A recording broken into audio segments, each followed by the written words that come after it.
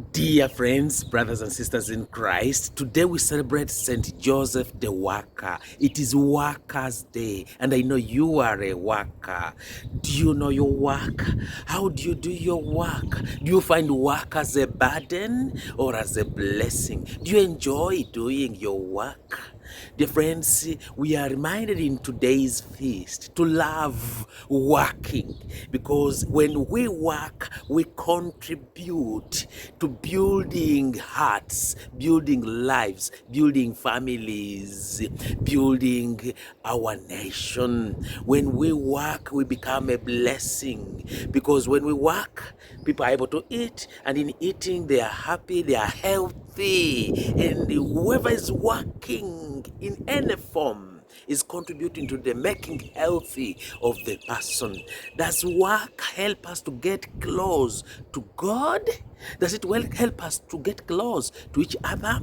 In working, we don't work as individuals. We are invited to work together as a team, to journey together. That's when we share a bit of ourselves. That's when the heavy work, or the work which may seem heavy, becomes light. When we work together, when we delegate, when I do my part well and you do your part well, without running away from the responsibilities. Which work do you have? Do you put your heart into your work? Do you put your mind, your energy, your life, your whole self into the work? Do I work from my heart? Do I work for God? Or I just work to please people? When I work for God, I can do any type of work, whether people are seeing or not, because I know it's just beautiful to work. And it's just a blessing to work. And do I look for opportunities to work, however small or big? Any work is work, and it's building the nation, building people. Let us not run away from work, but let us open our eyes and our hands and our hearts to see that we try as much as we can in our families, in our communities, to see that we occupy well our time doing something good in work, because work is an act of service, it's an act of love put in action. And so we get inspiration, dear friends, also from today's St. Paul letter to the Colossians chapter 3, where we hear that above all the many good things we do, put on love. Put on love, and the Lord of peace will be with you. Do I love my work? Do I love the people around me? Above all, put on love, because love conquers everything. Where there is love, there is no evil, there is no darkness, there is only light. Where there is love, there is serenity, there is peace. Where there is love, people feel at home. And every day we are invited to wear all the clothes, but especially the cloth of love, so that whoever looks at you and me sees love, because love is a medicine that heals. Love is therapeutic. Wishing well the other, even our enemies, loving them as they are, and trying to see what we can do to bring them out of their bad situation is already a big blessing. And when we do good, when we love, when we wear love, put on love, wearing love in our mind, in our heart, in our soul, St. Paul says, the God of peace will be with us. And then St. Paul continues and says, be thankful. Dear friends, there are small things that happen to us, there are big things that to us. Whatever it is, be thankful. Husbands, thank always your wives. Wives, thank always your husbands. Friends, let's thank each other. You know, when we thank each other, we encourage each other in doing good. Maybe I did just something small, but because someone thanked me for that small thing, I was able to develop it and even make it even bigger, because I thought it was nothing, but now it is something. It encourages me to do more for you. It encourages you to do more for me. That is when we thank each other. And St. Paul is so beautifully expressing that whatever we do and say, every word, every action, do it in the name of God. Not to please men or people around us, but in the name of God, to please God. In that case, it will help me that whatever responsibility I have as a teacher, as a nurse, as a medical personnel, as a caregiver, as a person in the family, I just do because God sees what is deep in my heart and is going to reward me for that good I've done.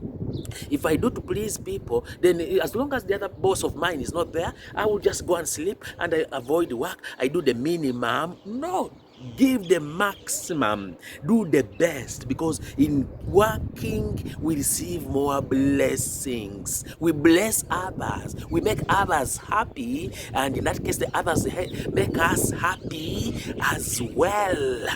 In whatever you say, when you say, do it in the name of the Lord. Please God, do my words really show that I am a person of God, that God as a father? Do my words tell that God is working in me and I'm like a father for others, like I'm a friend to others, like I'm a brother and sister to others?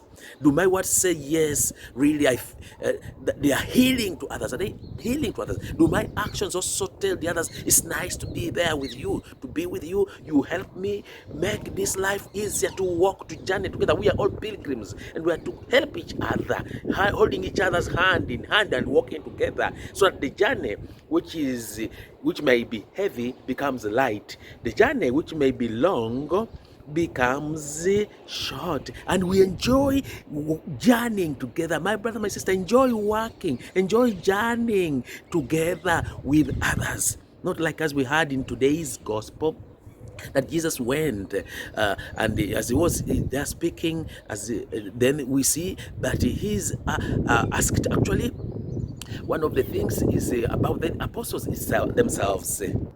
From the Gospel of Matthew chapter 13, verses 54 to 58, when we hear that Jesus going to in his hometown. Hometown is like when you can go in your hometown. Remember, Jesus has been going around doing good, healing people and bringing life to others. Now he reaches his hometown and he goes in the synagogue.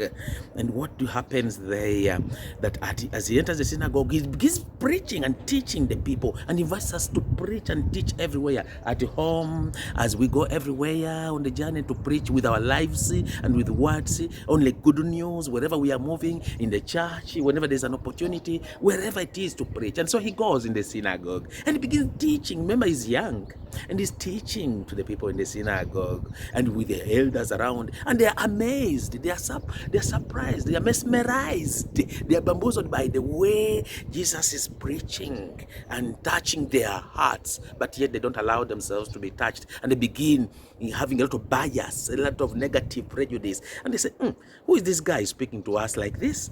Do we know his father? He's there, his mother is there, the brothers are here. Are they not these ones here and there? We know he's coming from a poor background. What is he to tell us? Yet he was telling them.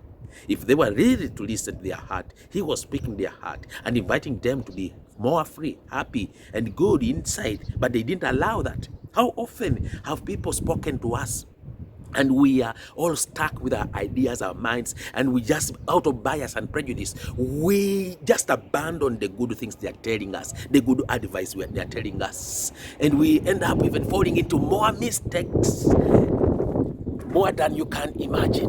How often it has happened like that? Dear friends, this is what happened to Jesus. He went around doing good, and now he's speaking to people, and they're beginning to categorize him. We know you, we know. And how often have we categorized the others? It's not about age. It's not about what background, where I am coming from. It's not about color. Anyone can speak to my heart, can heal me. Anyone can do good to me. Anyone can change me. Be humble. Don't be biased. And Jesus did not make miracles in that place. Dear friends, miracles will come and pass us. Coming from simple realities. God does not come in many heavy, long, kind of exemplify. He may also come in many ways, but oftentimes he has come in silence. He has come in the poor. He has come in simple situations. And this is how God surprises. He can come even in big situations. But here, Jesus came and was speaking to their hearts, and they were closed. Don't allow miracles to pass you, my brother, my sister. Open your heart and be humble and obey and listen and keep using and work your words and actions to bless others. Greetings from Jerusalem, dear friends.